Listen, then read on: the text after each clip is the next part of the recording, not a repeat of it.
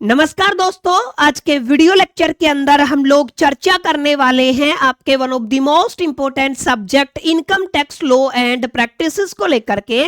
उम्मीद करता हूं आप सभी इत्मीनान से इस वीडियो लेक्चर के दरमियान मेरे साथ आखिरी तक बने रहेंगे। और हाँ, अगर आपको ये वीडियो हेल्पफुल लगता है, कंटेंट यूजफुल लगता है तो इस वीडियो को लाइक करके अपने तमाम दोस्तों के साथ शेयर जरूर करेंगे। तो विदाउट वेस्टिंग द टाइम चलिए शुरू करते हैं। माय डियर फ्रेंड्स, जैसा कि आप सभी मेरी स्क्रीन पे देख पा रहे होंगे, आज के वीडियो लेक्चर के अंदर हम आपके सेकंड चैप्टर को स्टार्ट करने वाले हैं, जिसका टाइटल रहेगा रेजिडेंशियल स्टेटस। और क्योंकि रेजिडेंशियल स्टेटस से जुड़ा हुआ आज का हमारा पहला क्लास रहेगा, तो आज की क्लास के अंदर हम तमाम फंडामेंटल कॉन्सेप्ट को काफी डिटेल में, काफी गहराई में जाकर के जिक्र करने वाले हैं।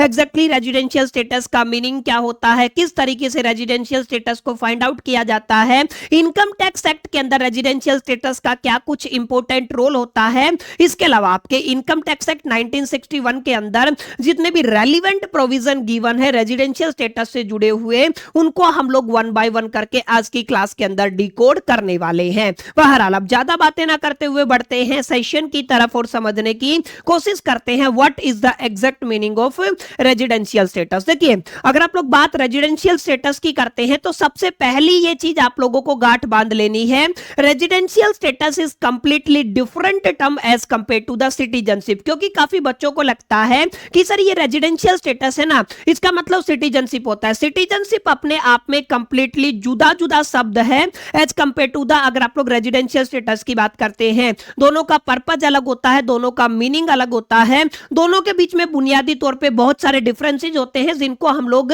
आने वाली स्लाइड्स के अंदर डिस्कस करेंगे। लेकिन सबसे पहले हमें यह समझना पड़ेगा सर रेजिडेंशियल स्टेटस का मीनिंग क्या होता है। इसको समझने के लिए आप सभी को क्लास नंबर 1 के अंदर जाना होगा, क्योंकि क्लास नंबर 1 के अंदर हमने पर्सन की डेफिनेशन को अच्छे से समझ लिया था और हमने देखा था जब भी आप लोग एक पर्सन की टैक्सेबल इनकम को फाइंड आउट करते हैं तो उसके लिए हमें कहां पर जाना होता है, इनकम टैक्स एक्ट 1961 के सेक्शन 14 के अंदर जाना होता है। और सेक्शन 14 ये कहता है किसी भी पर्सन की जो इनकम है उसके टोटल 5 हेड होते हैं, जहां पे आप लोग सबसे पहले सैलरी की बात करते हैं, हाउस प्रॉपर्टी की बात करते हैं, पीजीबीपी की बात करते हैं, उसके बाद सीजी माने कैपिटल गेन की बात करते हैं, और उसके बाद आप लोग आईएफओएस माने इनकम फ्रॉम अदर सोर्सेज की बात करते हैं। तो कोई भी पर्सन है उसकी इनकम के टोटल कितने हेड हो गए, 5 हेड हो गए। इन पांचों हेड की इनकम को अगर आप लोग ऐड कर देते हैं, टोटल कर देते हैं, तो हमारे पास निकल के आती है ग्रोस टोटल इनकम। और ग्रोस टोटल की इनकम के अंदर से अगर आप लोग डिडक्शंस को माइनस कर देते हैं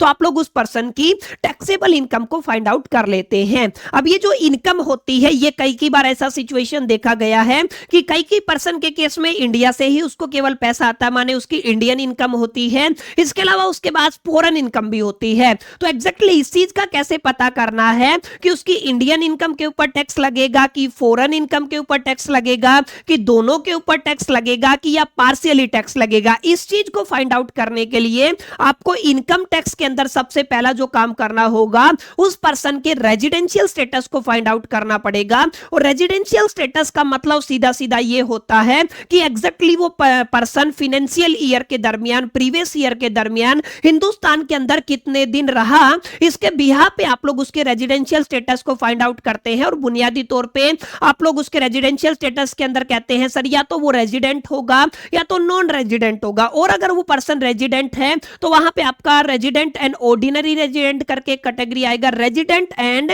नॉन ऑर्डिनरी रेजिडेंट करके कैटेगरी आएगा। तो कुल मिलाकर के ये सारी बातें मैं आगे आपको समझाऊंगा। अगर आपने एक बार रेजिडेंशियल स्टेटस फाइंड आउट कर लिया, उसके बिहाफ पे हम लोग उसकी टैक्स लायबिलिटी को कैलकुलेट करते हैं, उसी के बिहाफ पे हम लोग ये डिसीजन ले पाते हैं कि उसकी इंडियन इनकम के ऊपर टैक्स लगेगा कि फॉरेन इनकम के ऊपर टैक्स लगेगा कि दोनों के ऊपर टैक्स लगेगा। क्लियर है? तो आई होप कि इस चीज का क्लैरिटी आपको मिल गया होगा कि सर जब भी आप लोग यहां पे बेसिकली रेजिडेंशियल स्टेटस की बात करेंगे तो रेजिडेंशियल स्टेटस एक पर्सन का स्टेटस होता है जो बेसिकली किस काम में लिया जाता है, सर आपको किस पर्पज से इसको कैलकुलेट करना होता है। अगर आप लोग पर्सन की टैक्स लायबिलिटी को कैलकुलेट करना चाहते हैं तो सबसे पहले आपको उसके रेजिडेंशियल स्टेटस को फाइंड आउट करना पड़ेगा। अब इसको कैसे फाइंड आउट किया जाता है मैंने बताया, सर वो पर्सन फाइनेंशियल ईयर के दरमियान, ध्यान से समझना, फाइनेंशियल ईयर के दरमियान एग्जैक्टली कितने दिन हिंदुस्तान हिंदुस्तान के अंदर रहा, इस बिहाफ पे आप लोग क्या करते हैं, रेजिडेंशियल स्टेटस को फाइंड आउट करते हैं। अब रेजिडेंशियल स्टेटस हमेशा एक जैसा नहीं होता है और ये आपका हर साल कैलकुलेट किया जाता है। माने रेजिडेंशियल स्टेटस को माय डियर फ्रेंड्स आप लोग क्या करते हैं, हर साल कैलकुलेट करते हैं। और ये जो रेजिडेंशियल स्टेटस है ना, ये एक साल का टाइम पीरियड होता है, जैसा कि आपका फाइनेंशियल ईयर होता है ना, ऐसे ही आपका रेजिडेंशियल स्टेटस भी उसी टाइम पीरियड के दरमियान कैलकुलेट किया जाता है। और मैंने बताया ये कंप्लीटली डिफरेंट टर्म है as compare to the citizenship, ठीक है। और ये हम लोग पढ़ चुके हैं सर, ये किसके ऊपर डिपेंड करता है, एग्जैक्टली उस पीरियड के ऊपर डिपेंड करता है, नंबर ऑफ डेज के ऊपर डिपेंड करता है, जितने दिन आपका जो पर्सन है हिंदुस्तान के अंदर रहा, ठीक है। और ये भी हम लोग पढ़ चुके हैं सर, इसका स्कोप क्या होता है सर, आपको उसकी टोटल टैक्सेबल इनकम को फाइंड आउट करना है। इसके लिए आप लोग क्या करते हैं सर, रेजिडेंशियल स्टेटस को फाइंड आउट करते हैं। अब आपको समझना यह है कि कोई भी पर्सन अगर इंडियन सिटीजन है फिर भी वो नॉन रेजिडेंट हो सकता है। जी हां, आप लोगों ने बिल्कुल सही सुना, क्योंकि मैंने बताया ना सिटीजनशिप अपने आप में कंप्लीटली डिफरेंट टर्म होती है as compare to the residential status. Residential status को कैलकुलेट किया जाता है केवल टैक्स लायबिलिटी के पर्पज से। ये बात आपको अपने दिलो दिमाग और जहन के अंदर बैठा करके चलना है। और मैंने एक चीज यहाँ पे क्लियर कर दी है सर, जब भी आप लोग यहाँ पे रेजिडेंशियल स्टेटस को फाइंड आउट करेंगे तो हमारे पास दो तरीके के रेजिडेंशियल स्टेटस आएंगे। सबसे पहला आपका नॉन रेजिडेंट आ जाएगा, उसके बाद आपका दूसरा क्या आ जाएगा सर, रेजिडेंट। और रेजिडेंट के अंदर आपका क्या रहेगा, रेजिडेंट एंड ऑर्डिनरी रेजिडेंट रहेगा। इसके अलावा आप लोग क्या कहेंगे sir, resident and non ordinary resident करके आपका स्टेटस रहेगा।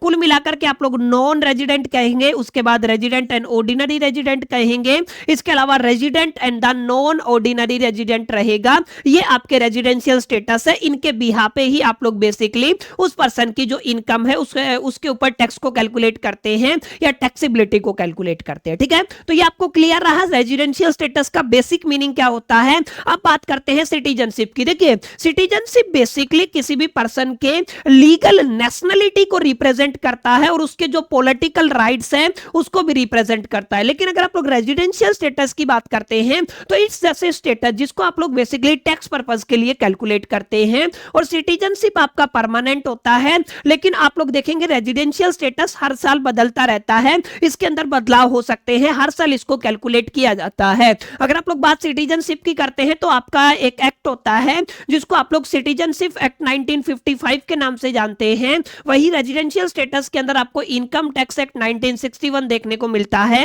अभी के सिलेबस के हिसाब से, क्योंकि आप लोग लास्ट वो बैच हैं जो इनकम टैक्स एक्ट 1961 पढ़ने वाले हैं। इसके बाद जितने भी बैच आएंगे उनको इनकम टैक्स एक्ट 2025 स्टडी करना है। तो ये बुनियादी फर्क है जिसको आपको समझना है कि sir residential status is completely different terminology as compare to the citizenship. मैंने बताया ना रेजिडेंशियल स्टेटस डिटरमाइन किया जाता है किसी भी पर्सन की टैक्स लायबिलिटी को कैलकुलेट करने के लिए under the income tax act 1961। वहीं अगर आप लोग सिटीजनशिप की बात करते हैं तो सिटीजनशिप किसी भी पर्सन के लीगल नेशनलिटी को डिटरमाइन करता है, इसके अलावा उसकी पॉलिटिकल आइडेंटिटी को भी रिप्रेजेंट करता है। यह गवर्न किया जाता है constitution of India and the citizenship act 1955। इसके अलावा रेजिडेंशियल स्टेटस को गवर्न किया जाता है by the income tax act 1961। और जैसा कि मैंने आपको बताया पर्पस क्लियर है कि exactly how much income is taxable in India, India के अंदर कितनी इनकम टैक्सेबल होगी, इसको बेसिकली जस्टिफाई करने के लिए रेजिडेंशियल स्टेटस को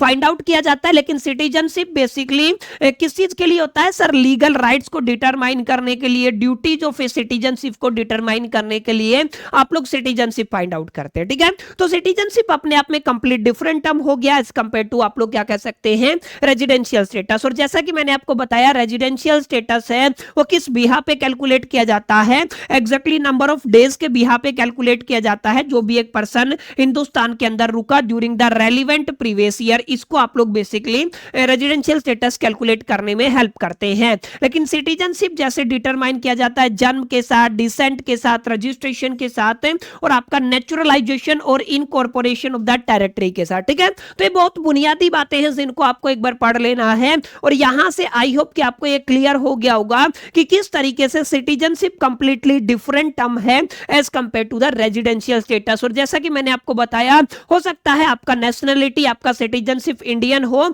लेकिन फिर भी आप लोग माय डियर फ्रेंड्स क्या हो सकते हो, नॉन रेजिडेंट हो सकते हो, क्योंकि इसका अपना एक मीनिंग होता है। अभी आने वाले वक्त में हम लोग इसको वन बाय वन करके समझने वाले हैं, ठीक है। तो ये आपको क्लियर रहा सर, इसका बेसिकली डिटर्मिनेशन क्या रहेगा। अगर आप लोग टाइम पीरियड की बात करते हैं तो मैंने बताया हर एक फाइनेंशियल ईयर के लिए सेपरेटली आप लोग कैलकुलेट करते हैं रेजिडेंशियल स्टेटस को, लेकिन अगर आप लोग सिटीजनशिप की बात करते हैं तो सिटीजनशिप आपका परमानेंट होता है, अनलेस अगर आप लोग इसको चेंज नहीं करवाते हैं या रिनाउंस नहीं करते हैं, ठीक है। ये पॉइंट भी आपको याद रखना है। अच्छा, रेजिडेंशियल स्टेटस चेंज हो सकता है सर, यस चेंज हो सकता है, ये डिपेंड करता है आप लोग कितने दिन हिंदुस्तान के अंदर रहे। सिटीजनशिप के अंदर जर्नली आप लोग बेसिकली चेंज नहीं करवा सकते हैं, जर्नली में बात कर रहा हूं, ठीक है। रेलिवेंस की बात करते हो तो सर टैक्सेशन पर्पस के लिए आप लोग रेजिडेंशियल स्टेटस को फाइंड आउट करते हैं, और सिटीजनशिप को आप लोग basically legal, political and the constitutional rights के लिए जस्टिफाई करते, डिटरमाइन करते हैं। ये कुछ कुछ बुनियादी फर्क है जो आपको एक बार पढ़ लेने हैं। मैंने एक डिटेल्ड कंपैरिजन करके आपको बता दिया है ताकि आपको इस चीज का क्लैरिटी हो सके कि sir residential status completely different होता है किससे, सिटीजनशिप से। तो एक छोटा सा टॉपिक है, प्लीज इसको पढ़ लीजिएगा और आपको बुनियादी तौर पे इसकी समझ होनी चाहिए कि ये जो दोनों टॉपिक है ना, ये अपने आप में काफी डिफरेंट रहने वाले हैं। अब मैं जो बातें आपको बताने वाला हूं वो काफी इंपॉर्टेंट रहेंगी, प्लीज ध्यान से समझिएगा, और इन्हीं के बिहाफ पे आपके फाइनल एग्जामिनेशन के अंदर आपको एक न्यूमेरिकल भी देखने को मिलेगा, ठीक है। अब यहां पे जब भी आप लोग my dear friends residential status की बात करेंगे, ध्यान से समझना मेरी बात को, जो मैं अभी आपको समझाने वाला हूं। अगर आपको क्या करना है, रेजिडेंशियल स्टेटस को फाइंड आउट करना है, तो रेजिडेंशियल स्टेटस को फाइंड आउट करने के लिए सबसे पहले माय डियर फ्रेंड्स हमें क्या करना पड़ेगा, कुछ कुछ बातों को फॉलो करना पड़ेगा। सबसे पहले कुछ कंडीशन है जिनको सेटिस्फाई करना पड़ेगा। सर कंडीशन कौन कौन सी है, ध्यान दीजिएगा। हमारे पास सबसे पहले आपका BC1 आता है, बीच में आपको और दिखेगा, उसके बाद आपका क्या आएगा, BC2 आएगा। क्लियर सर, इसका क्या मीनिंग है अभी समझा देता हूं, लेकिन आपको थोड़ा सा पेशेंस रखना पड़ेगा। देखिए, जब भी आप लोग किसी भी पर्सन के रेजिडेंशियल स्टेटस को फाइंड आउट करेंगे तो हमें सबसे पहले दो कंडीशंस को चेक करना है। BC1 का मतलब होता है बेसिक कंडीशन नंबर 1, और का साइन लगा हुआ है, उसके बाद आपको क्या चेक करना है, बेसिक कंडीशन नंबर 2, ठीक है। सबसे पहले हम लोग क्या चेक करेंगे sir, basic condition number 1 check करेंगे, या फिर हम लोग क्या चेक करेंगे, बेसिक कंडीशन नंबर 2 चेक करेंगे। अब यहां पे हमारे पास दो पॉसिबिलिटी है, ध्यान से समझिएगा।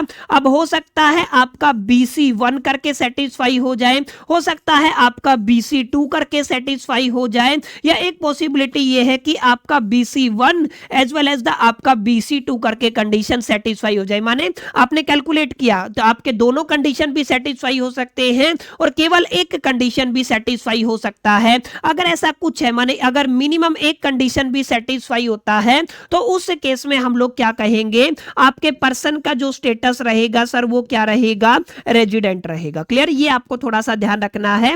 आपको दो कंडीशन चेक करनी है, दोनों के अंदर से एटलीस्ट एक सेटिस्फाई हो जाए या दोनों सेटिस्फाई हो जाए, तो उस केस में आपका स्टेटस क्या हो जाएगा सर, रेजिडेंट हो जाएगा। अब दूसरा केस क्या आता है सर, कोई भी कंडीशन सेटिस्फाई ना करे, माने आप लोग क्या कहेंगे, BC1 भी सेटिस्फाई नहीं किया और BC2 भी सेटिस्फाई नहीं किया। अगर इस तरीके की सिचुएशन आ जाती है तो हम लोग सीधा कह देंगे सर इस पर्सन का जो रेजिडेंशियल स्टेटस निकल के आएगा ना, वो कैसा निकल के आएगा सर, आपका नॉन रेजिडेंट निकल के आएगा, ठीक है। ये आपको याद रखना है, इसका स्टेटस कैसा निकल के आएगा, नॉन रेजिडेंट। शॉर्ट फॉर्म में आप लोग क्या कहेंगे, NR कहेंगे, ठीक है। तो एक बेसिक बात मैंने आपको बताई, क्या बताई सर, अगर आपको क्या फाइंड आउट करना है, रेजिडेंशियल स्टेटस फाइंड आउट करना है, तो सबसे पहले हमें क्या चेक करना पड़ेगा, बेसिक कंडीशन नंबर 1 चेक करना पड़ेगा, उसके साथ बेसिक कंडीशन नंबर 2 चेक करना पड़ेगा। इनमें से कोई एक कंडीशन सेटिस्फाई कर जाए या दोनों सेटिस्फाई कर जाए, उस पर्टिकुलर सिचुएशन के अंदर आपके पर्सन का रेजिडेंशियल स्टेटस रेजिडेंट हो जाएगा। और एक भी कंडीशन अगर सेटिस्फाई नहीं करती है तो उसका बेसिकली जो आपका रेजिडेंशियल स्टेटस है वो क्या होगा, नॉन रेजिडेंट हो जाएगा, ठीक है। अब बात आती है सर, अगर आपका बेसिकली उसका जो रेजिडेंशियल स्टेटस है, आप लोग मान लीजिए रेजिडेंट हो गया है, इसके आगे भी हमें बढ़ना है, तो अगर आप लोग ऐसा देखते हैं तो इसके आगे हमारे पास एक कंडीशन आती है जिसको आप लोग AC1 कहते हैं, एंड इसके अलावा आपका क्या रहेगा सर, AC2 रहेगा, ठीक है। अब ये AC1 और AC2 का क्या मतलब है सर, एडिशनल कंडीशन नंबर 1 और एडिशनल कंडीशन नंबर 2। अब आपको ध्यान ये देना है, यहां पे दोनों सेटिस्फाई होना जरूरी है। अगर कोई भी एक सेटिस्फाई नहीं किया, माने दोनों सेटिस्फाई नहीं किया तो स्टेटस अलग होगा। माने यहाँ पे भी दो प्रोबेबिलिटी है, इसको मैं थोड़ा सा नीचे लिख देता हूं या यहीं पे लिख देता हूं। देखिए यहाँ पे हमारे पास दो पॉसिबिलिटी है। सबसे पहली पॉसिबिलिटी क्या है, अगर दोनों कंडीशन सेटिस्फाई करती है तो देखिए आपका पहले हम लोग डिसाइड कर चुके उसका रेजिडेंशियल स्टेटस रेजिडेंट रहेगा।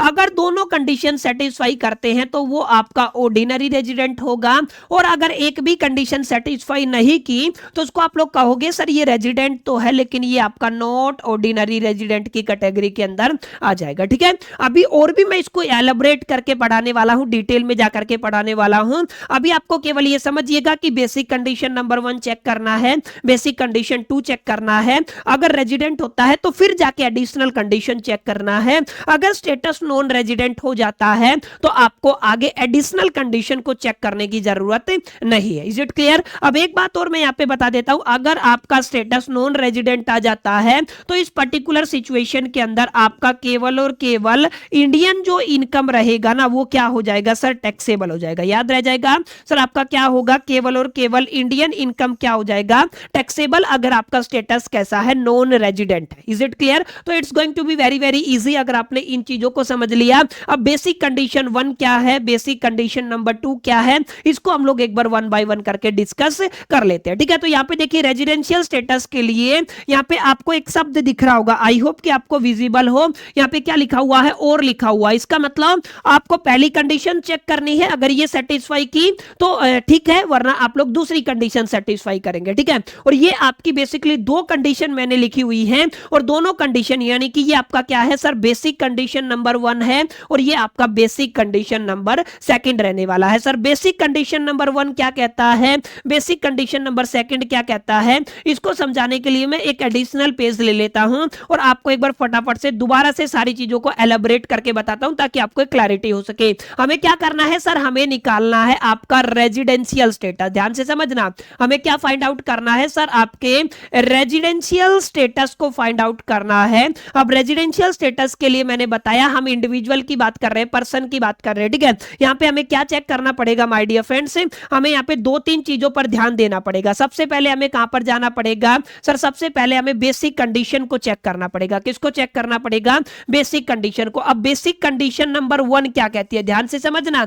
बेसिक कंडीशन नंबर 1 ये कहती है कि आपको ये मानकर ये चेक करना है आपका जो पर्सन है ना प्रीवियस ईयर के दरमियान, मैंने पहले पढ़ाया हुआ है, एक शब्द होता है जिसको आप लोग क्या कहते हो, प्रीवियस ईयर कहते हो, एक जिसको आप लोग असेसमेंट ईयर कहते हो। ठीक है, प्रीवियस ईयर का मतलब क्या होता है, वो फाइनेंशियल ईयर जिस ईयर में आपने पैसा कमाया। ठीक है, वो क्या होगा, प्रीवियस ईयर होगा। अब आपको चेक करना है सर प्रीवियस ईयर के दरमियान अगर आपका पर्सन, ध्यान से समझना, प्रीवियस ईयर के दरमियान अगर आपका person greater than equal to Hindustan के अंदर 180 डेज रहा है, माने मिनिमम 182 दिन रहा हो या इससे ज्यादा भी हो सकता है। मिनिमम कितना होना चाहिए, 182 दिन या इससे ज्यादा भी हो सकता है, तो वो क्या कहलाएगा सर, वो बेसिक कंडीशन नंबर 1 को सेटिस्फाई करेगा। ठीक है, तो बेसिक कंडीशन नंबर 1 क्या कहती है, प्रीवियस ईयर के दरमियान अगर आपका पर्सन मिनिमम 182 दिन या इससे ज्यादा हिंदुस्तान के अंदर स्टे करता है तो किसको सेटिस्फाई करता है सर, आपकी बेसिक कंडीशन नंबर 1 को सेटिस्फाई करता है। आई होप कि ये चीज आपको विजिबल होगी, क्लियर है। अब इसके अलावा आपको ध्यान ये देना है सर, अगर आप लोग यहाँ पे बात करते हैं बेसिक कंडीशन नंबर 2 की बात करते हैं, बेसिक कंडीशन 1 हमें समझ में आ गया सर, बेसिक कंडीशन नंबर 1 क्या है, मिनिमम 182 दिन या इससे ज्यादा हो सकता है। इसके अलावा आप लोग क्या कहेंगे सर, इसके अलावा आप लोग कहेंगे बेसिक कंडीशन नंबर 2 को चेक करना। ठीक है, बेसिक कंडीशन नंबर 2 की बात करते हैं तो यहाँ पे आपके दो चीजें चेक होंगी। सबसे पहले तो आपको ये देखना है प्रीवियस ईयर के दरमियान आपका जो पर्सन है मिनिमम 60 दिन या उससे ज्यादा हिंदुस्तान के अंदर रहा हो। समझ में आया, यानी कि आप लोगों को क्या चेक करना है, मिनिमम 60 दिन या उससे ज्यादा कहां रहे, हिंदुस्तान के अंदर स्टे किया हो। अब इस प्रीवियस ईयर से इमीडिएटली जो प्रीसीडिंग 4 ईयर है, समझ में आया, यानी कि ये आप लोग मान करके चले ये आपका टाइम है। ठीक है, यहां पे आपका क्या आ रहा है सर, आपका प्रीवियस ईयर आ रहा है। ठीक है, अब प्रीवियस ईयर से इमीडिएटली पहले, समझ गए ना, आपका इमीडिएटली पहले जो आपका ईयर 1 हो गया, ईयर 2 हो गया, ईयर 3 हो गया और ईयर 4 हो गया, ये जो 4 साल है ना, यानी कि immediately preceding the previous year, ये जो आपके 4 ईयर है इनके दरमियान ये आपको ध्यान रखना है मिनिमम वो कितने दिन हिंदुस्तान के अंदर रहा हो, ये आपको याद रखना है, greater than equal to 365 days. समझ में आया, यानी कि 365 दिन मिनिमम रहा हो या इससे ज्यादा रहा हो। ठीक है, ठीक है ना, कितना है 365 दिन या इससे ज्यादा अगर वो हिंदुस्तान के अंदर रहा है तो आप लोग क्या कहेंगे sir, basic condition number second satisfy करता है। तो कुल मिलाकर के आपको ये याद रखना है कि हमारे पास कितनी कंडीशन है सर, दो कंडीशन है। पहली कंडीशन क्या है, बेसिक कंडीशन नंबर 1 है। दूसरी कंडीशन क्या है, बेसिक कंडीशन नंबर 2 है। समझ में है, बेसिक कंडीशन नंबर 1 है और बेसिक कंडीशन नंबर 2 है। बेसिक कंडीशन नंबर 1 क्या कहती है सर, बेसिक कंडीशन नंबर 1 ये कहती है प्रीवियस ईयर के दरमियान मिनिमम 182 दिन या इससे ज्यादा हिंदुस्तान के अंदर स्टे किया हो। अगर ये कंडीशन सेटिस्फाई नहीं करती है तब जाके हमें चेक करना है basic condition number second. Basic condition number second क्या कहती है, प्रीवियस ईयर के दरमियान अगर वो कम से कम 60 दिन हिंदुस्तान के अंदर रहा हो, प्लस में आपको क्या चेक करना है, प्रीवियस ईयर से इमीडिएटली जो प्रीसीडिंग 4 ईयर है, ठीक है, उन चारों सालों को मिलाकर के अगर वो ग्रेटर देन इक्वल टू 365 दिन हिंदुस्तान के अंदर रहा है तो आप लोग क्या कहेंगे सर, वो किसको सेटिस्फाई करता है, बेसिक कंडीशन नंबर सेकंड को सेटिस्फाई करता है। अब आपको ध्यान देना है, इनमें से अगर कोई भी एक कंडीशन सेटिस्फाई कर जाता है, ध्यान से समझिएगा, मैंने अभी बताया ना, अगर इनमें से कोई भी एक भी कंडीशन सेटिस्फाई कर जाता है या दोनों कंडीशन सेटिस्फाई कर जाते हैं तो उनका स्टेटस कैसा आ जाएगा सर, आपका रेजिडेंट आ जाएगा। कैसा आ जाएगा, रेजिडेंट आ जाएगा। और अगर सेटिस्फाई नहीं करता है तो यहीं पे मामला निपट जाएगा, उसको आप लोग क्या कह देंगे सर, इसका स्टेटस कहता है नॉन रेजिडेंट है। ठीक है, अगर आपका स्टेटस रेजिडेंट आ जाता है तो फिर मैंने क्या बताया था सर, फिर जाके हमें आगे बढ़ना पड़ेगा और हमें आपकी additional condition number 1 and additional condition number 2 को स्टडी करना पड़ेगा, जो अभी मैं थोड़े टाइम में आपको समझाने वाला हूं। अभी तक आपको यहीं तक समझना, ठीक है। एडिशनल कंडीशन नंबर 1 क्या होता है, 2 क्या होता है, इस पर हम लोग आगे जाके चर्चा करेंगे। अभी ये क्लियर रहा बेसिक कंडीशन नंबर 1 क्या होता है और बेसिक कंडीशन नंबर 2 क्या होता है। इसके भी यहाँ पे हम लोग कुछ क्वेश्चन करते हैं ताकि आपको एक अंडरस्टैंडिंग हो सके। लेट अस से मैं किसी भी मिस्टर एक्स की बात कर रहा हूँ, ठीक है, उस मिस्टर एक्स के केस में ना, वो अगर आप लोग जैसे हम लोगों को असेसमेंट ईयर गिवन है, लेट अस से हम लोग अभी के हिसाब से बात करते हैं। असेसमेंट ईयर क्या चल रहा है सर, आपका 2026 से 27 चल रहा है। अगर आप लोग प्रीवियस ईयर की बात करेंगे तो सर प्रीवियस ईयर कितना लगेगा, हमारा 2025 और 26 लग जाएगा। समझ में आया, तो यही आपका बेसिक सा नियम होता है। अब ये जो पर्सन है जिसको मैंने क्या नाम दिया है सर, ये आपका मिस्टर एक्स है, ये आपका बेसिकली प्रीवियस ईयर के दरमियान, प्रीवियस ईयर का मतलब क्या है, आप लोग क्या कहेंगे सर, 2025 और 26 के दरमियान इंडिया के अंदर कितने दिन रहा है, ये आपको याद रखना है। लेट अस से मैंने क्या कहा सर, 120 दिन इसने स्टे किया है। समझ में आया, इसने क्या किया है, 120 दिन स्टे किया है। अब इसके अंदर ही मैं एक सेकंड सिचुएशन ले रहा हूं जहां पर ये प्रीवियस ईयर के दरमियान ना, आप लोग ये मान करके चले, हिंदुस्तान के अंदर रहा लेट अस से 50 डेज। क्लियर है, ये आपने एक एग्जांपल ले लिया, कितने दिन हिंदुस्तान के अंदर रहा, बेसिकली 50 दिन रहा। और इससे पहले की अगर आप लोग बात करते हैं, लेट अस से आप लोग 2020 से मान लीजिएगा, ठीक है। अब मैं बात कर रहा हूं 2020 हो गया, उसके बाद कितना हो जाएगा आपका 2021 हो जाएगा, उसके बाद कितना हो जाएगा 2022 हो जाएगा, उसके बाद कितना हो जाएगा आपका 2023, उसके बाद आप लोग क्या कहेंगे 2024 हो जाएगा, उसके बाद कितना होगा सर आपका 2025 होगा। ये आपका क्रोनोलॉजी है टाइम का। हर एक साल हिंदुस्तान के अंदर लेट अस से ये आपका 110 दिन रहा है। समझ में आया, यानी कि ये आपका बेसिकली आप लोग मोटा मोटा ये कह सकते हैं, एक पर्सन है मिस्टर एक्स, जो पहला सिचुएशन क्या कहता है, प्रीवियस ईयर के दरमियान 120 दिन हिंदुस्तान के अंदर रहा, इसके रेजिडेंशियल स्टेटस को फाइंड आउट करो। दूसरी सिचुएशन क्या कहती है, 2020 से लेके 2025 तक वो हिंदुस्तान के अंदर 110 दिन पर ईयर रहा है, माने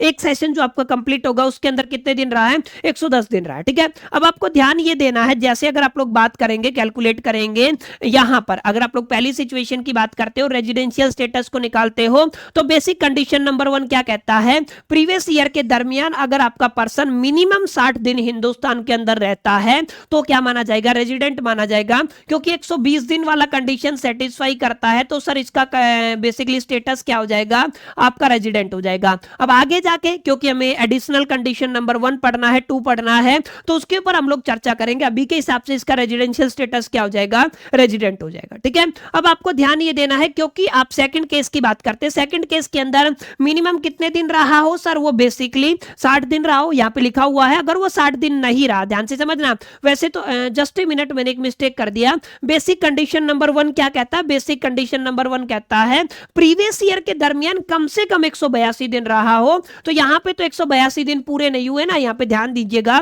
क्या कह रहा है सर, 182 दिन पूरे नहीं हुए क्योंकि 120 दिन है, तो 120 दिन है तो सर इसका स्टेटस कैसा हो जाएगा, नॉन रेजिडेंट हो जाएगा। इट्स माय मिस्टेक, ध्यान से मैंने गलती से एक चीज लिख दिया, मैंने वो 60 सेकंड कंडीशन अप्लाई कर दिया। पहली कंडीशन क्या कहती है, कम से कम 182 दिन रहा हो, ठीक है, तो पहली कंडीशन सेटिस्फाई इसके ऊपर नहीं करती है, ठीक है। अब सेकंड कंडीशन, ये यही तक क्वेश्चन हो गया। अब सेकंड कंडीशन में इसने क्या कहा है, अगर वो प्रीवियस ईयर के दरमियान 50 दिन रहा हो, ठीक है, अगर आप लोग प्रीवियस ईयर के दरमियान 50 दिन रहा है तो ये आपको थोड़ा ध्यान में रखना है, ना तो पहली कंडीशन सेटिस्फाई कर रही है ना तो सेकंड कंडीशन सेटिस्फाई कर रही है, तो इस केस में भी आपका स्टेटस कैसा हो जाएगा, नॉन रेजिडेंट हो जाएगा, ठीक है। समझ में आया, इसका स्टेटस कैसा हो जाएगा, नॉन रेजिडेंट हो जाएगा। इसको चेक करने की ही जरूरत नहीं है क्योंकि सबसे पहले कंडीशन क्या कहती है, प्रीवियस ईयर के दरमियान वो कम से कम 60 दिन रहा हो, प्लस में प्रीवियस ईयर से पहले जो इमीडिएट प्रीसीडिंग 4 साल है उसमें वो कितने दिन रहा हो, सर 365 दिन रहा हो, ठीक है।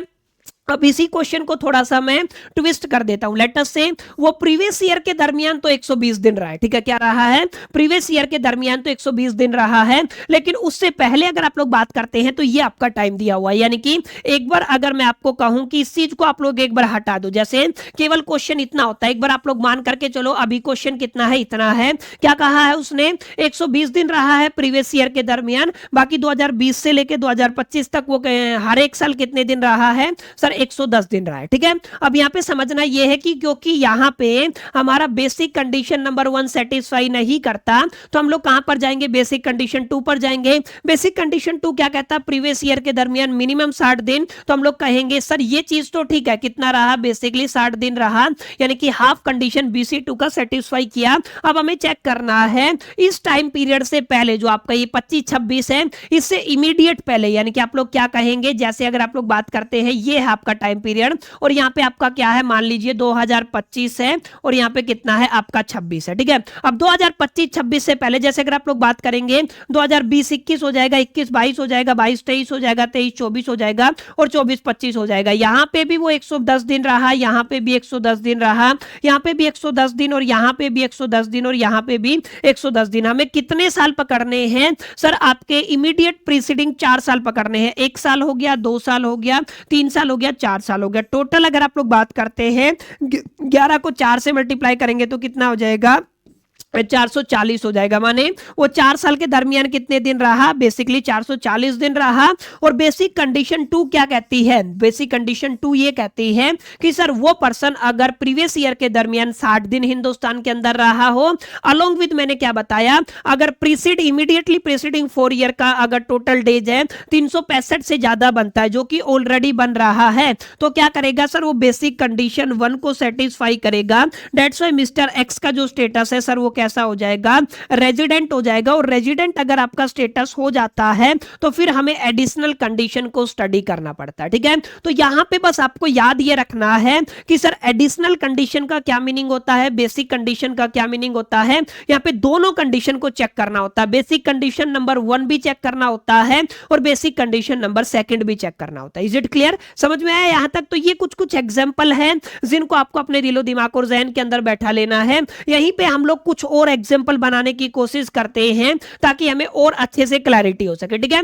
अब इसी के बिहाफ पे देखिए एडिशनल कंडीशन मैं अभी नहीं करवा रहा हूं क्योंकि मैं चाहता हूं आप लोग पहले बेसिक कंडीशन को अच्छे से मास्टर कर लें ताकि आपको एक डिटेल में जाके एक कमांड हो सके इस चीज के ऊपर, आप लोग किसी भी क्वेश्चन को सोल्व कर सके। लेट अस से हम लोग किसी भी मिस्टर एक्स की बात कर रहे हैं, ठीक है। अब ये जो मिस्टर एक्स है ना, ये आपका बेसिकली फाइनेंशियल ईयर, ये आप लोग कह दीजिए प्रीवियस ईयर। लेट अस से मैं एक एग्जांपल ले रहा हूं, आपका कितना हो गया 2025-26 के दरमियान ना हिंदुस्तान के अंदर आपका कितने दिन रहा है, लेट अस से आपका 192 डेज रहा है। समझ में आया कितने दिन रहा है, आपका 192 दिन रहा है, ये बात आपको याद रखनी है। अब इसके अलावा आपको एक चीज और समझनी है सर, यहां पर ये आपका 2025 से लेके, यानी कि आप लोग कहेंगे पिछले 4 साल का अगर आप लोग डेटा लेते हैं, यानी कि मैं सिंपल लिख देता हूं, आपका क्या हो गया इमीडिएटली आपका प्रीसीडिंग 4 ईयर, ठीक है। आप लोग क्या कहेंगे, आपका इमीडिएटली प्रीसीडिंग, अगर आप लोग 4 ईयर की बात करते हो तो हिंदुस्तान के अंदर मान लीजिए आपका कितना दिन रहा है, 300 दिन रहा है, ठीक है। तो ये डेटा गिवन है, आपको इसका रेजिडेंट है कि नॉन रेजिडेंट है ये बताना है,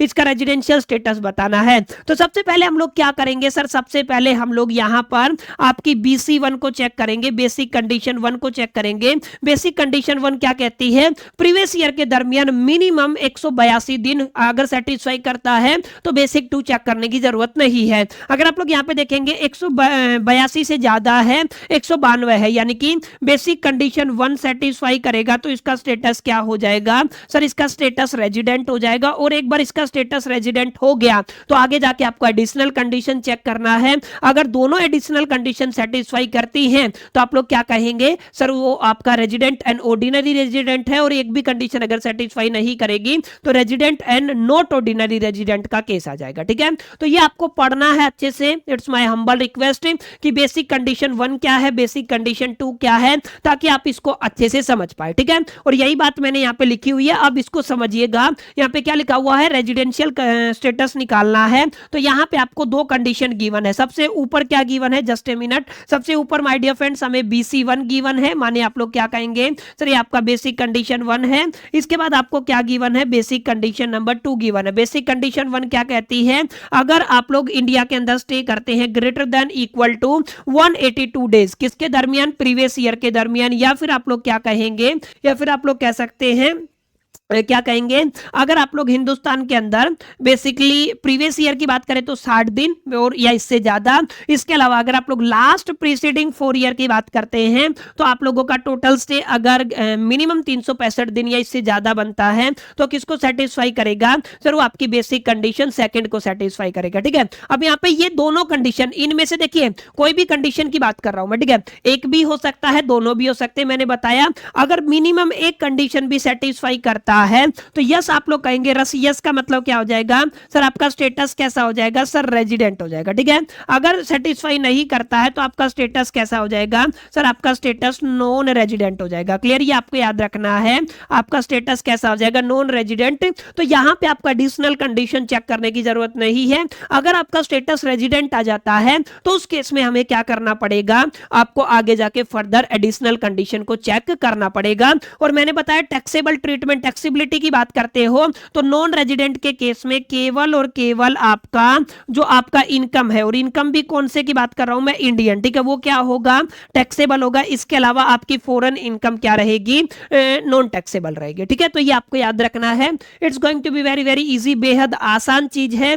please it's my humble request, इसको अच्छे से लर्न कीजिएगा, अच्छे से अपने दिलो दिमाग और जहन के अंदर बैठाइएगा, ताकि अगर एग्जामिनेशन के अंदर आपसे क्वेश्चन पूछा जाए तो उसको आप लोग इजीली टैकल कर सके। आई होप कितनी बातें आपको क्लियर रही होंगी। और यहां तक जो मैंने रेजिडेंशियल स्टेटस को लेकर के बुनियादी बातें आपको समझाई, बेसिक कंडीशन आपको समझाई, वो आपको समझ में आ गई होंगी। तो ये आपकी बेसिक कंडीशन है, इनको आपको एक बार जरूर गो थ्रो करना है। अब हम थोड़ा आगे बढ़ेंगे। सर ये बात आपकी क्लियर होगी है, ठीक है, बेसिक कंडीशन 1 आपको समझ में आ गया, बेसिक कंडीशन 2 समझ में आ गया, कब रेजिडेंट होगा कब नॉन रेजिडेंट होगा ये बात भी आप सभी को समझ में आ गई। अब मुद्दा ये है कि सर एडिशनल कंडीशन का क्या चक्कर है, उसको कैसे चेक किया जाए, तो इसको भी आपको जरा गौर फरमाना है। देखिए यहां पर आपने क्या किया है, बेसिक कंडीशन है, मैंने बताया था बेसिक कंडीशन सेटिस्फाई नहीं करती है तो स्टेटस कैसा हो जाएगा, नॉन रेजिडेंट हो जाएगा। और अगर आपकी बेसिक कंडीशन सेटिस्फाई करती है तो आपको क्या करना है सर, आपको एडिशनल कंडीशन नंबर 1 एंड आपका क्या रहेगा, दूसरा क्या रहेगा, एडिशनल कंडीशन नंबर 2 को सेटिस्फाई कराना पड़ेगा, चेक करना पड़ेगा। अगर दोनों कंडीशन सेटिस्फाई करती है, अगर दोनों कंडीशन सेटिस्फाई करती है तो क्या मिलेगा sir, resident and ordinary resident मिलेगा।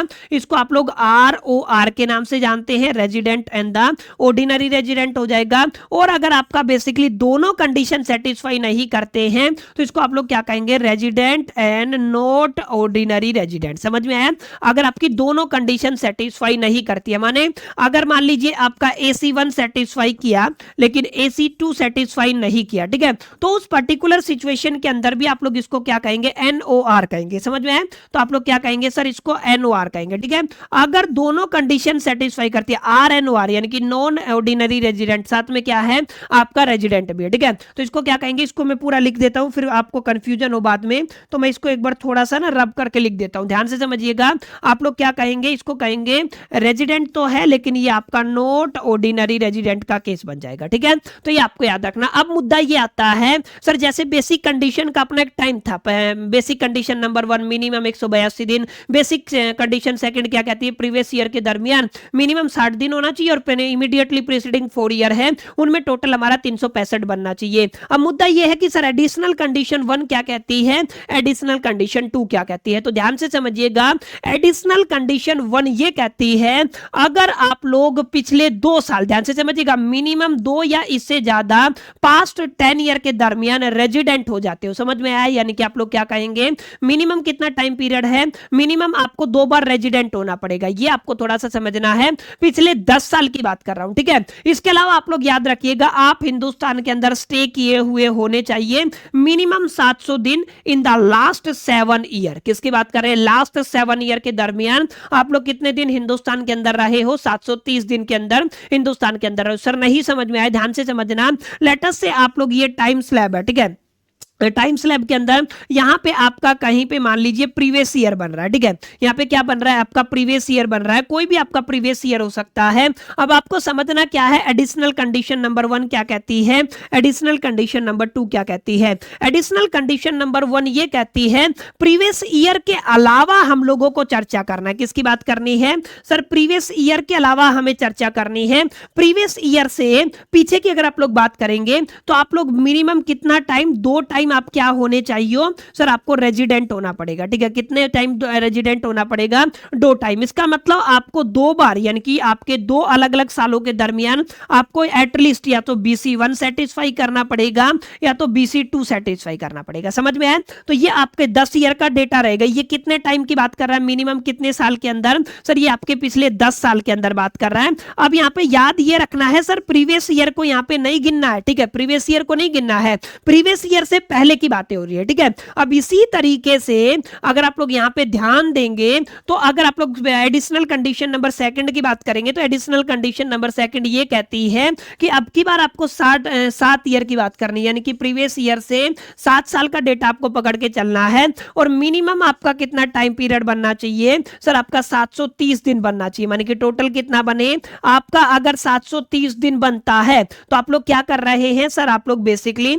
एडिशनल कंडीशन नंबर 2 को सेटिस्फाई कर रहे हैं, समझ में आया। तो यहां पे आपको समझना है कि एडिशनल कंडीशन नंबर 1 क्या कहती है सर, आपके प्रीवियस ईयर से इमीडिएटली प्रीसीडिंग 10 ईयर है, यानी कि मोटा मोटा आप लोग क्या कहेंगे सर, 10 ईयर के दरमियान आप लोग मिनिमम कितने टाइम रेजिडेंट होने चाहिए सर, 2 बार रेजिडेंट होने चाहिए। इसके अलावा एडिशनल कंडीशन 2 क्या कहती है, एडिशनल कंडीशन 2 ये कहती है इमीडिएटली प्रीसीडिंग 7 ईयर की अगर आप लोग बात करते हैं तो आप लोग हिंदुस्तान के अंदर मिनिमम कितने दिन स्टे किए हुए हो, 730 दिन, ठीक है।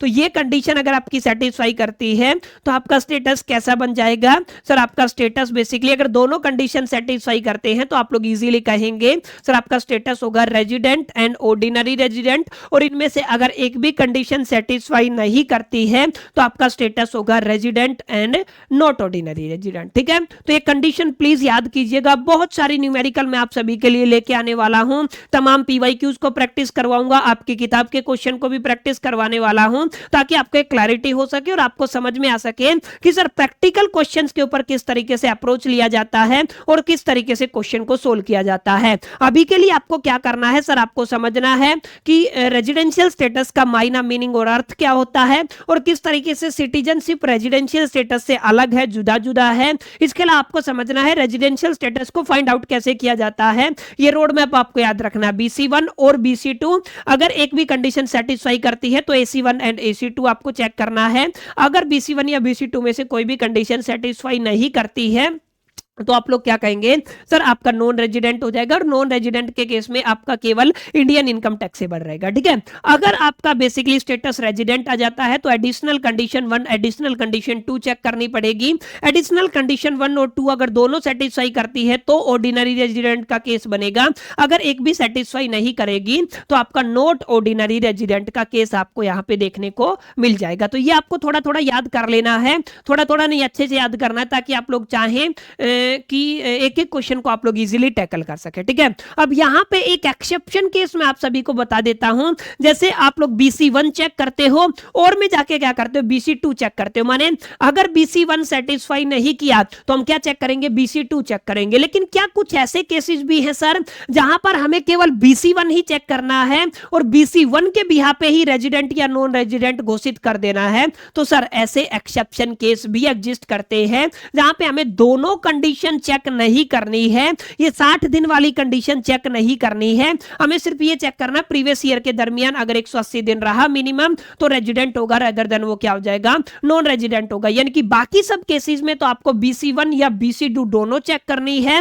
लेकिन कुछ कुछ ऐसे एक्सेप्शन केस भी है जहां पे हम लोग केवल और केवल क्या करने वाले हैं सर, अपनी BC1 कंडीशन को ही चेक करने वाले हैं। ठीक है, इनको आप लोग बोलते हो exception to the residential status. ठीक है, अब exception to the residential status का मतलब क्या होता है, आपको केवल क्या चेक करना है माय डियर फ्रेंड्स, आपको केवल और केवल आपका बेसिक कंडीशन नंबर 1 चेक करना है इन तमाम केसेस के अंदर। तो सबसे पहला केस क्या है सर, यहां पे दो चीजें मैंने एक साथ लिखी हुई है। सबसे पहले तो ध्यान दीजिएगा, अगर आप लोग इंडियन सिटीजन है लेकिन आपने इंडिया को लीव किया है इंप्लॉयमेंट पर्पस के लिए, माने जैसे आप लोगों के पास इंडियन सिटीजनशिप है, ठीक है, लेकिन आप इंप्लॉयमेंट के लिए आप फॉरेन चले गए हो। ठीक है, उस पर्टिकुलर सिचुएशन के अंदर आपके रेजिडेंशियल स्टेटस को अगर फाइंड आउट करना है तो हमें केवल बेसिक कंडीशन नंबर 1 चेक करना पड़ेगा, बेसिक कंडीशन 2 चेक नहीं करना। बेसिक कंडीशन 1 सेटिस्फाई करेगा तो रेजिडेंट हो जाएगा, अगर नहीं सेटिस्फाई करेगा तो आपका स्टेटस क्या हो जाएगा, नॉन रेजिडेंट हो जाएगा। ठीक है, और दूसरा क्या है, अगर आप लोग बेसिकली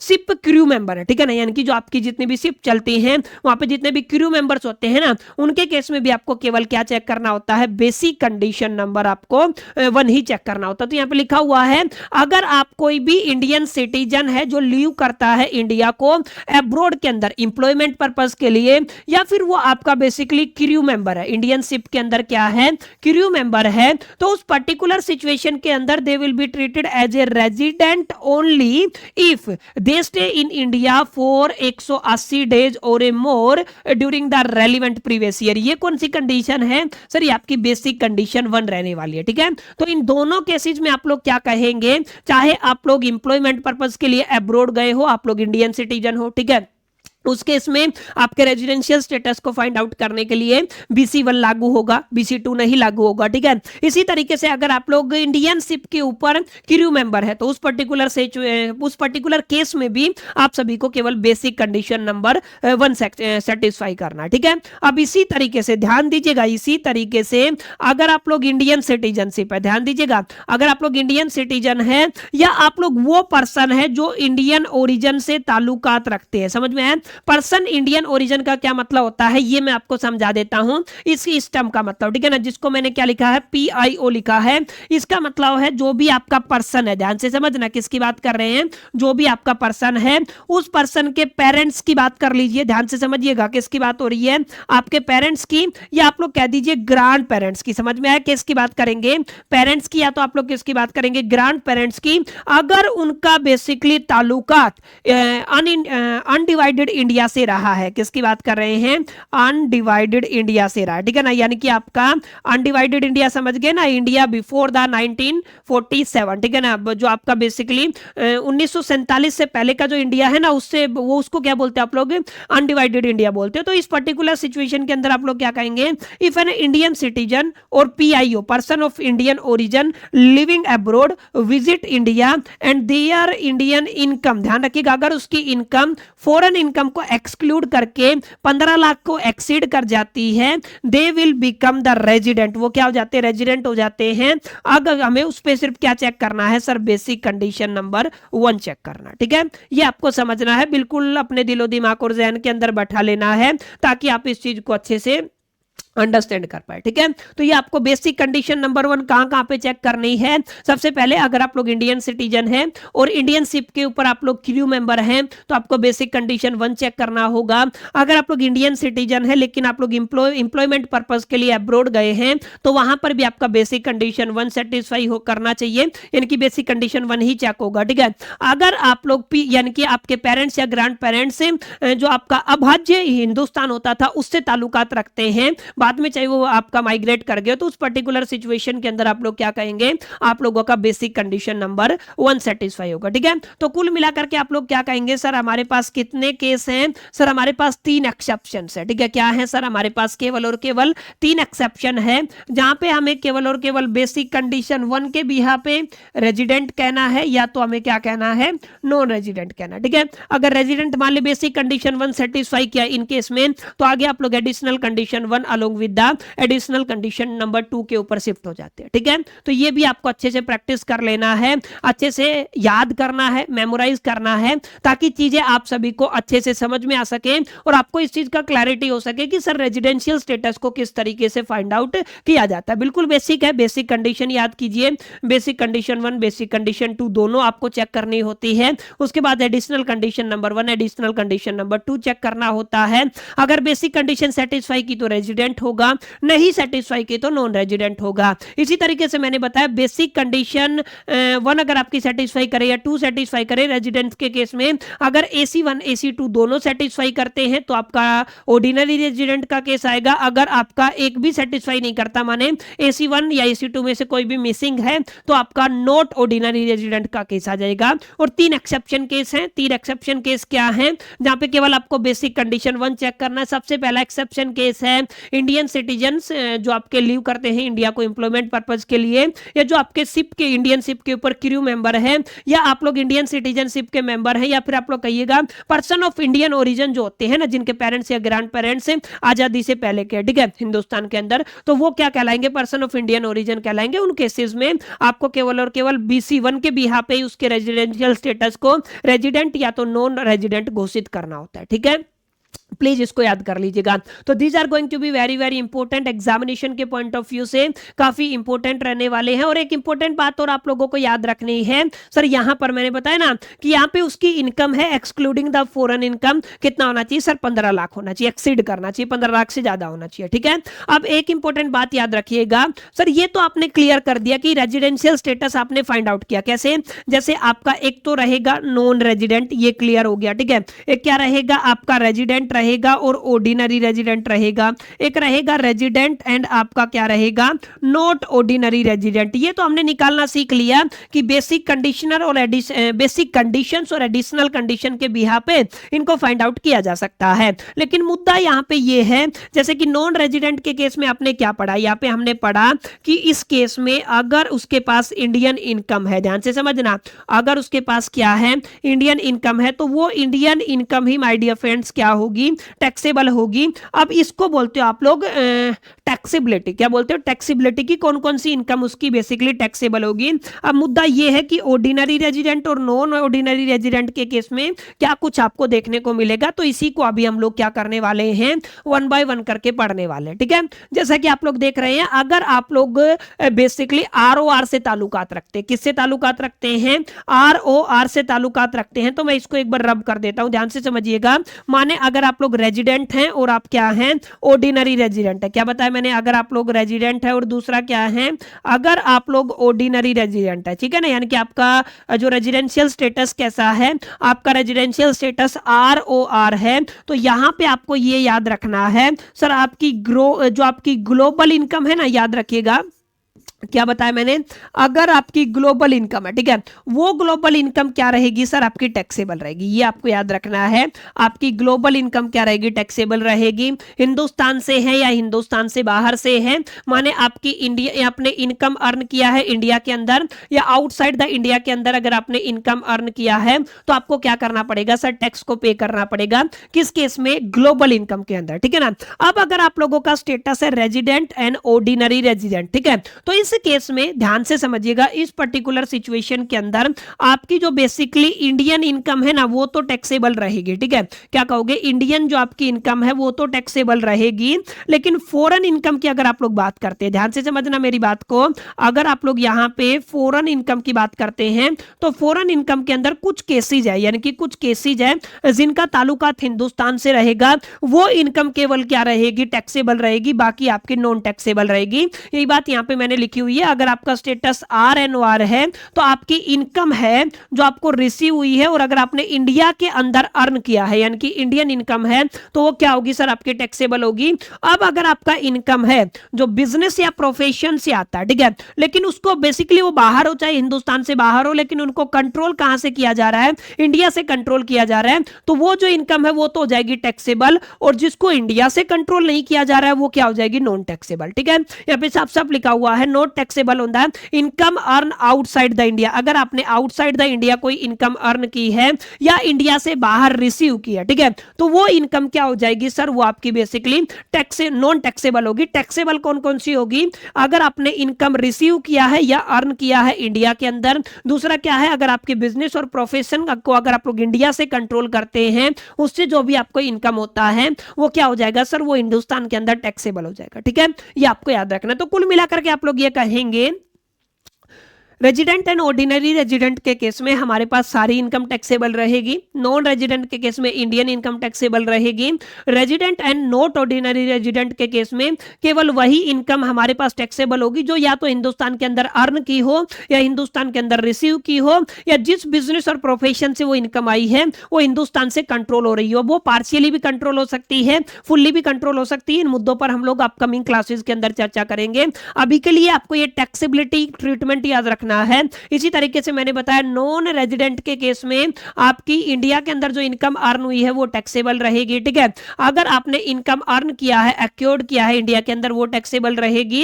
यानी कि आप लोग मुद्दा मोटा मोटा क्या कहेंगे सर, इंडियन इनकम क्या रहेगी, टैक्सेबल रहेगी। अगर आपने बेसिकली आउटसाइड द इंडिया कोई इनकम अर्न किया है तो क्या रहेगी, नॉन टैक्सेबल रहेगी, ठीक है। तो ये ट्रीटमेंट जरूरी है। अब आपको समझ में आया, क्लियर हो गया होगा कि एग्जैक्टली हमने ऐसा क्यों किया, हमने रेजिडेंशियल स्टेटस को सबसे पहले फाइंड क्यों किया, ठीक है। तो आप लोग क्या कहेंगे, ध्यान से समझिएगा, मैं फटाफट से अब समराइज करने वाला हूं, ज्यादा लंबा सेशन नहीं करेंगे।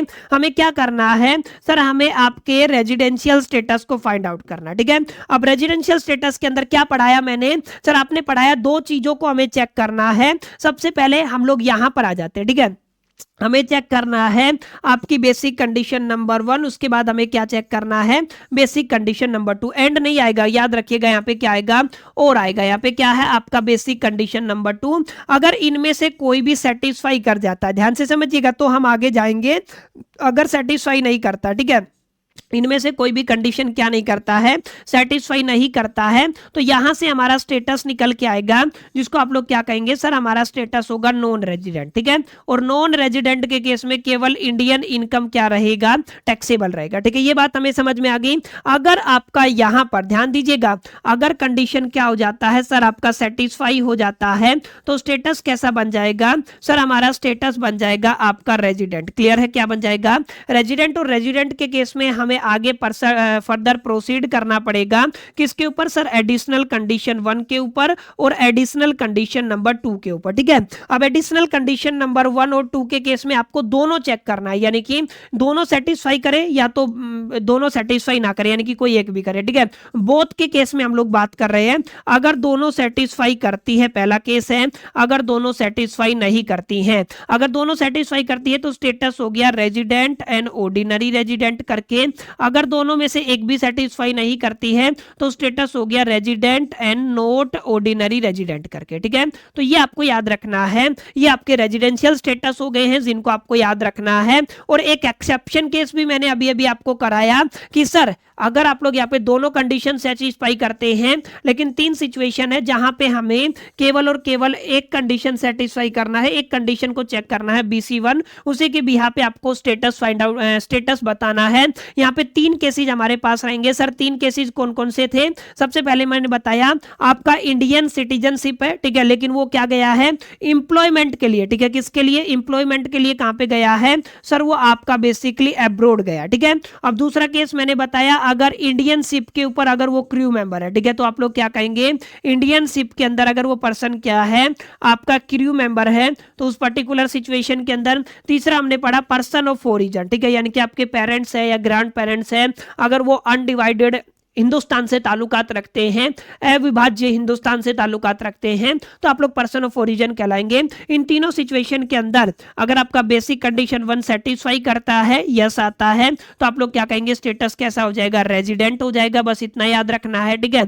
अगर ये सेटिस्फाई नहीं करता है तो आप लोग क्या कहेंगे, स्टेटस हो जाएगा नो रेजिडेंट। अगर रेजिडेंट आता है तो फिर आगे आपको अगेन AC1 और AC2 को सेटिस्फाई करना, ठीक है। सेटिस्फाई करने का मतलब मेरा बार बार है कि ये चेक करना है कि सेटिस्फाई करता है या नहीं करता है, ठीक है। अब इसके अलावा हमने क्या पढ़ा सर, नॉन रेजिडेंट है, उसके बाद रेजिडेंट एंड ऑर्डिनरी रेजिडेंट है, और आपका resident and not ordinary resident है। यहाँ पे इंडियन इनकम टैक्सेबल होगा, रेजिडेंट एंड ऑर्डिनरी रेजिडेंट के केस में ग्लोबल इनकम टैक्सेबल होगा, ठीक है ना। और यहाँ पे क्या होगा, यहाँ पे केवल वही इनकम टैक्सेबल होगी जो इंडिया के अंदर अर्न की है या रिसीव की है, या ऐसे बिजनेस या प्रोफेशन से आई है जो कहीं ना कहीं पार्शियली या फुल्ली हिंदुस्तान से कंट्रोल हो रहा है, ठीक है। तो it's all about the residential status, जिसको हम लोगों ने 1 बाय 1 करके पढ़ा है।